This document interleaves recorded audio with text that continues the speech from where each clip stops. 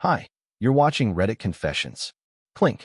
That was the sound that cut through the music, through the laughter, through the thick air of cheap whiskey and betrayal. The sound of my wedding ring landing right between her cocktail and his beer. She didn't even blink at first. He did. He leaned back slightly like he just got caught shoplifting. But her? She kept her eyes on mine like it was a staring contest she wasn't planning to lose. I didn't say a word. I didn't have to. It was the same ring I had slipped on her finger under a canopy of string lights and our friends' fake smiles 3 years ago. The same ring that cost me 2 months of late shifts and 3 panic attacks.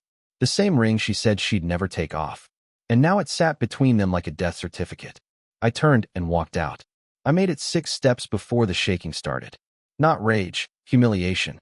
I had walked into Carlin's bar because my shift ended early and I wanted to surprise my wife.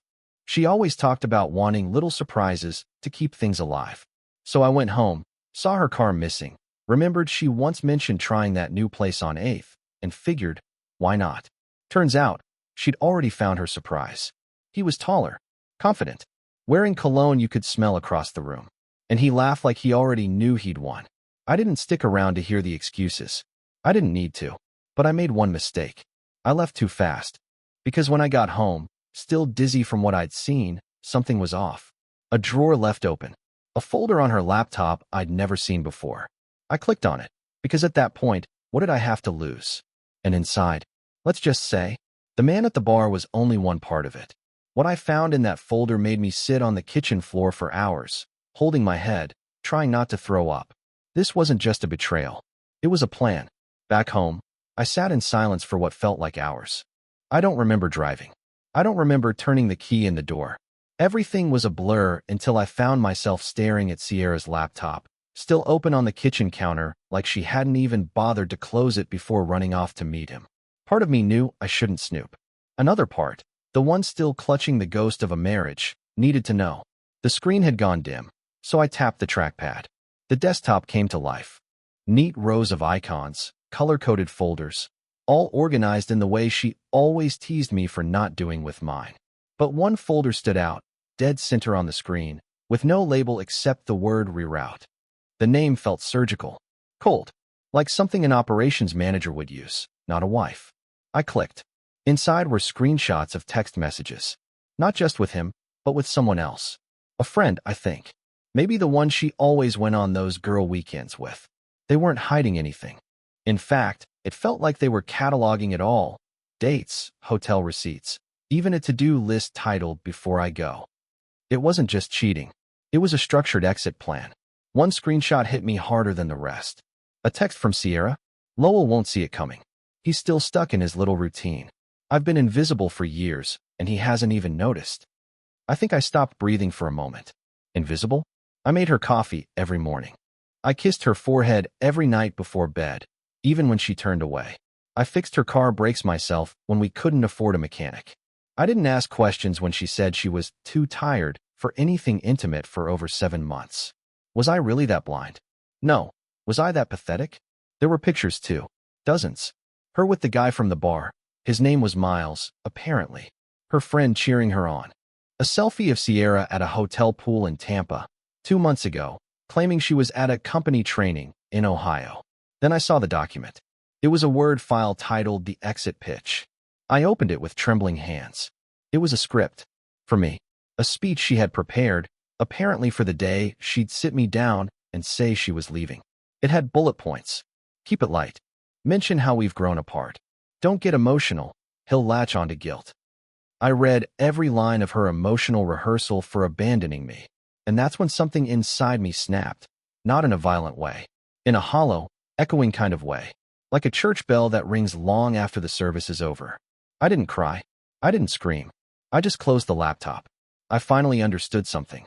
This wasn't a mistake. It was a strategy. And I was the last one to know I was being phased out. The strange thing is, when I closed that laptop, I wasn't planning some grand confrontation. I didn't rehearse a speech or practice how I'd look when she walked through the door. I just stood there, hands on the counter, staring at the wall like it might offer some kind of answer. I think I was still hoping there'd be a version of the truth that made less sense than what I saw. Maybe it was all a misunderstanding. Maybe I was dreaming. Maybe that folder wasn't hers. Maybe she got hacked. Maybe she was writing a novel. But none of those maybes could explain how the photos matched the lies I'd swallowed for months. I was still in that haze when the door opened. I heard her before I saw her. Laughing. Not nervous laughter. Genuine. As if she was still floating in whatever world she'd just left. Her keys hit the hook by the fridge. She slipped off her heels and called out, "You're home early, babe." No clue. No guilt. Just the same tone she used when asking what we should watch on Netflix. Then she turned the corner and saw me, standing in front of her open laptop.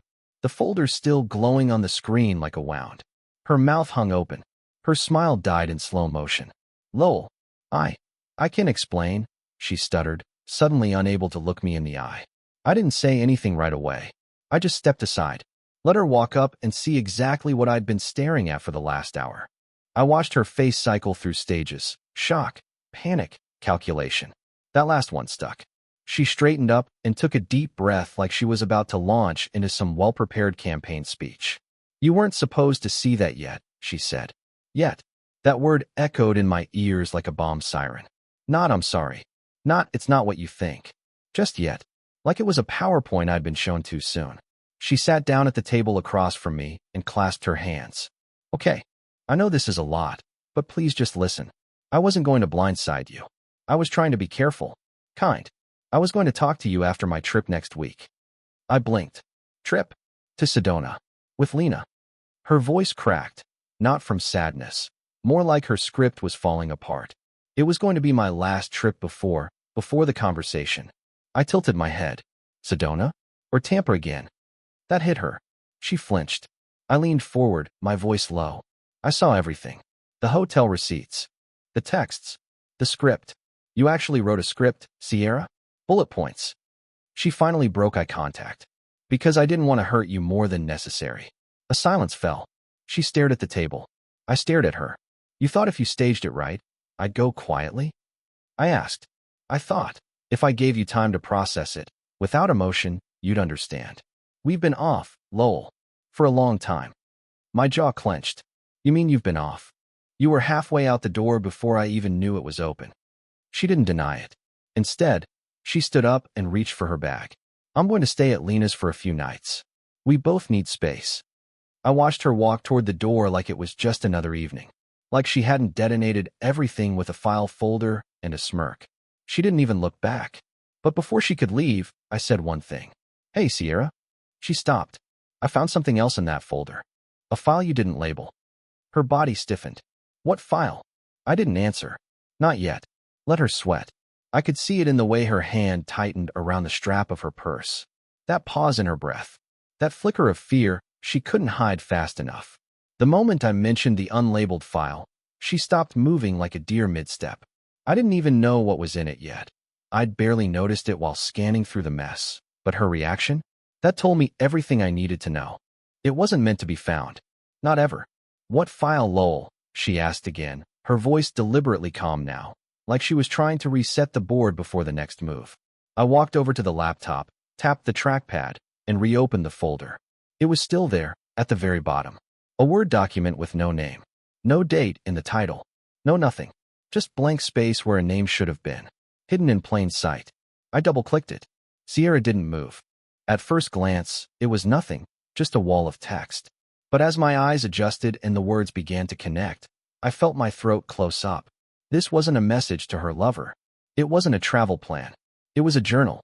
Pages and pages of raw, uncensored thoughts, dated entries going back months. Maybe longer. I scrolled. She stood frozen behind me. One line, near the top, hit me like a punch. "I don't think I've loved Lowell for years. I think I love the idea of him. The comfort. But not him." My fingers trembled. Another entry. "Sometimes I look at him and feel nothing. Just the sound of him chewing makes me want to scream." I stopped reading aloud. Sierra stepped forward. "You weren't supposed to read that," she whispered, finally breaking the silence. My chest rose and felt like I'd just run a mile. "You wrote it. You saved it." "I needed a place to be honest," she replied, and I could hear the shake in her voice now. "I didn't say those things to hurt you. No. You just wrote them in case the betrayal itself wasn't enough." I clicked further down. There were detailed thoughts about Miles, of course. The man from the bar. But what made my skin crawl wasn't just the infatuation. It It was the way she wrote about comparing us, grading us. Miles makes me feel seen, desired. With Lowell, it's like living with a damp towel. He's always there, always clinging, never exciting. I didn't even realize my hands were clenched until I saw my knuckles turning white. She spoke again, softer now. I was trying to find a way out, Lowell. I didn't know how to just say it. You always looked at me like I was your whole world. I couldn't stand to be the one who shattered it. Well, I said bitterly, you didn't say it. You wrote it, stored it, planned it, and then made me deliver my own heartbreak in the form of a ring on a bar table. The look on her face twisted from guilt to anger. Do you want me to grovel? Is that it? You want me to say I'm a monster? Fine. I screwed up. I handled it all wrong. But don't act like you were perfect either. You haven't really seen me in years. That was the thing that hurt the most. She wasn't entirely wrong. But I had tried. I just thought love was supposed to survive the dullness, the fatigue, the quiet nights with no fireworks. I didn't know she'd been silently resenting me while smiling through dinner. I closed the laptop. You can leave now, I said, my voice flat. Take your bag. Go to Lena's. Go to Miles. Go to whoever reads your journal and still wants to hold your hand after. She stood there for a moment, like she wanted to say something else, but she didn't. She walked out. No tears. No goodbye. Just the sound of the door closing behind the woman I thought I knew.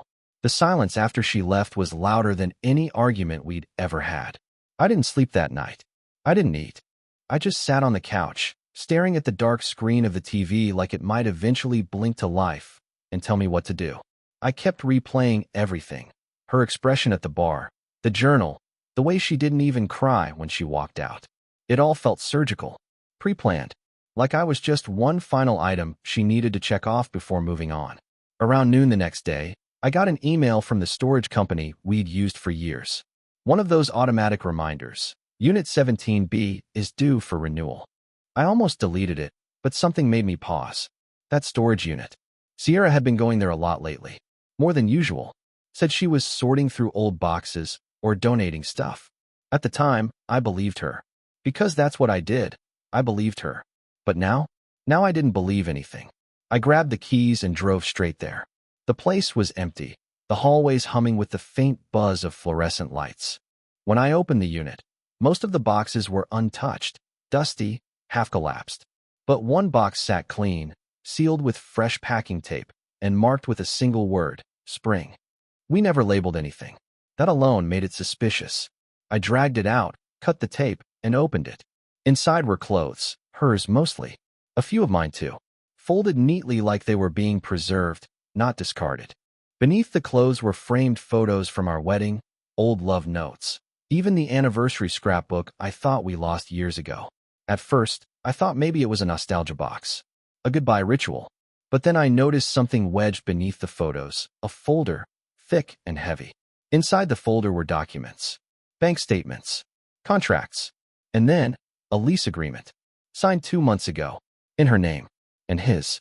A fully furnished 2-bedroom apartment in a part of town we had never once discussed living in. Move-in date. Next week. I felt my pulse in my teeth. She wasn't planning to leave to find herself. She was planning to move in with him immediately. Like I was a layover and he was the destination. And she didn't stop there. The second section of the folder had something that hit even harder. Life insurance. Mine.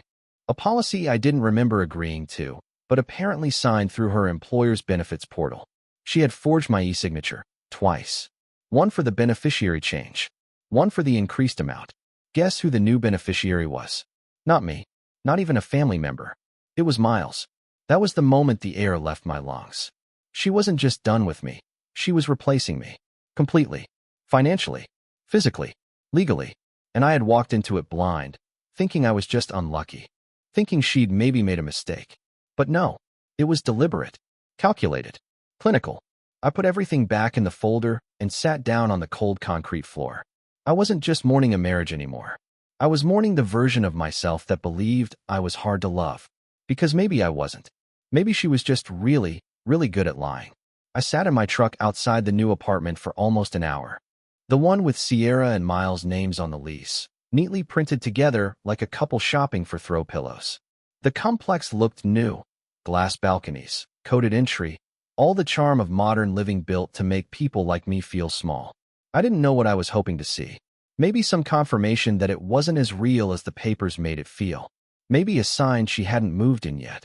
Maybe, stupidly, a fire alarm or a broken pipe or something that would delay her new beginning just long enough for me to breathe again. But the truth doesn't wait. I spotted her almost instantly. Third floor, corner unit. I recognized her silhouette as she pulled back the sheer curtains and leaned out, phone pressed to her ear. She was smiling. God, that smile. Not the awkward one she gave me when she didn't know how to lie yet. This one was real. Relaxed. Her hair was tied up the way she used to wear it before work, and she was barefoot, holding a mug. It was like she'd already started the next chapter and somehow erased the last one. Then he appeared behind her. Miles.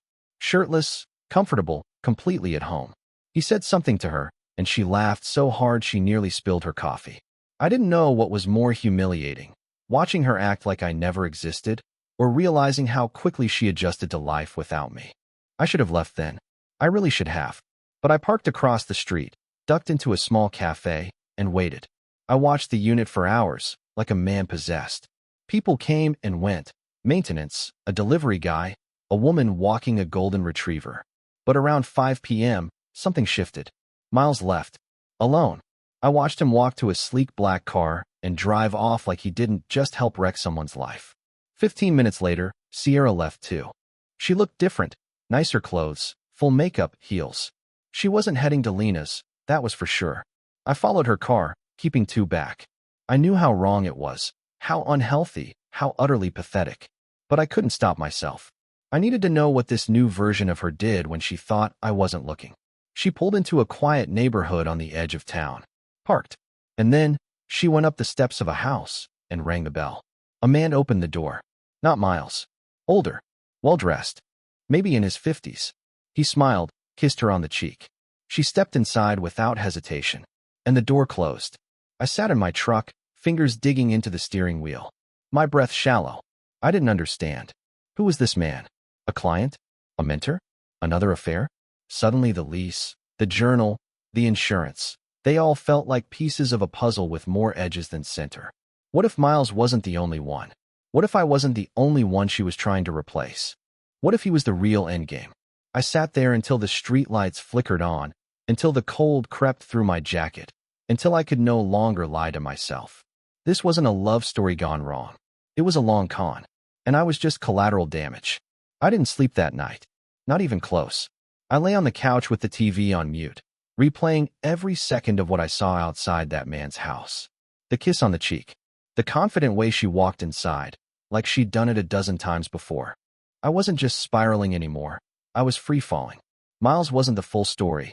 He was just the visible crack in the surface. But this older man? He was something else entirely. Something Sierra had buried deep. The next morning, I did what no self-respecting man should ever admit to doing. I followed her again. This time, I stayed closer. I wanted answers, not shadows. She left the apartment mid-morning, wearing the same navy coat I bought her last Christmas. Funny, I thought she'd tossed it out like everything else we shared. I watched as she drove straight to the same house, parked in the same spot, and rang the same bell. Only this time, I didn't stay in the truck. I got out. I walked across the street and up the driveway like I belonged there, my heart hammering so loud I thought it would echo. I stood just out of the camera's view. God knows a guy like this would have security, and waited until I saw him through the side window. Same man. Neatly trimmed beard. Pressed shirt. A Rolex that glinted in the light. I knocked. There was a long pause. Then the door cracked open, just enough for his face to appear. He didn't recognize me. Why would he? But when I said Sierra's name, his posture changed. You're her husband, he said, no hesitation. Not a question. A statement. Not sure if that title still applies. I replied. He opened the door fully and stepped aside. You might as well come in. I wasn't expecting that. The house smelled like cedar and citrus. Clean, expensive. Like a place where everything had a story and a purpose. He led me into a study lined with books and poured 2 glasses of something amber. I didn't drink it. What do you want to know? He asked, settling into a leather armchair. All of it. He nodded slowly. We've been seeing each other for a while. Longer than you think. But it's not what you're imagining. Sierra came to me first. She said she needed advice, financial, mostly. Said she felt stuck. Then things escalated. I swallowed hard. And Miles? He smiled faintly. A distraction. Convenient, photogenic, but not permanent. Not like this. I stared at him, barely able to comprehend it. She told you about the journal? The storage unit? The life insurance? He tilted his head. No, that part surprises me. Surprises you? I snapped. She forged my name. Changed beneficiaries. You were part of that exit plan, whether you admit it or not. He looked me dead in the eyes. Lowell, I think you're in more danger than you realize. Sierra's smart, but when she's cornered, she doesn't think like the rest of us. She thinks like a survivor. What are you saying? He hesitated. I'm saying I recently found out I wasn't the only man she was seeing. And I'm not talking about Miles. My breath caught. She used me, he continued. Told me I was different, that I understood her. But now, I'm not even sure what her endgame is anymore. I stood there, fists clenched, mind spinning. Sierra had created an entire web, and now even the spiders were getting caught. I left that house with my thoughts burning like wildfire. The older man, Grant, I later learned, wasn't lying. You could see it in his eyes, in the way his voice trembled slightly when he spoke about her. He'd been fooled too. Maybe not as deeply as I had, but still, he believed her, trusted her, thought he knew her. None of us did. Back home, I dug deeper. I revisited every document Sierra left behind, every password I could guess, every email account still logged into her devices. And that's when the final piece fell into place. There was a hidden email thread she'd forgotten to erase, buried under a fake folder labeled tax info. Inside it, communications with a real estate agent in another state, Arizona. New ID scans, proof of funds, and a scheduled move date, next week. Sierra was planning to vanish. Start over under a new name. She was tying up loose ends in 3 lives at once. Me, Miles, and Grant. Each one believing they were the only man who knew the truth. And none of us did. She was running a game so layered, so emotionally manipulative, it belonged in a thriller novel. I gathered every shred of evidence, emails, forged documents, the altered insurance policy, and went to the authorities. I expected to be laughed out of the station, a heartbroken husband with a box of papers. But to my surprise, the officer I spoke to took it seriously, especially once they saw the financial fraud. They opened an investigation. And last week, I got a call. Sierra was intercepted at the airport under a different name. She never made it to Arizona. Now she's under scrutiny for identity fraud, forgery, and more charges still being determined. I don't know how far the case will go, but one thing is certain. Her carefully constructed world finally collapsed. Not with a scream or a bang. Just the quiet click of handcuffs at a boarding gate. As for me, I'm still picking up the pieces. I won't pretend I've healed overnight. There are still nights where I replay things and wonder how I didn't see it sooner. But I've started therapy. I've reconnected with old friends. I got rid of the couch where I used to sleep in denial and bought a dog named Toby who now watches every sunset with me from the porch. And you know what? For the first time in years, I'm learning how to breathe without walking on eggshells. Because love shouldn't feel like you're constantly being auditioned for your own life. What moment from this story hit you the hardest? Was it the journal, the insurance twist, or the final betrayal? Share your thoughts in the comments. We read every one. Thanks for watching Reddit Confessions.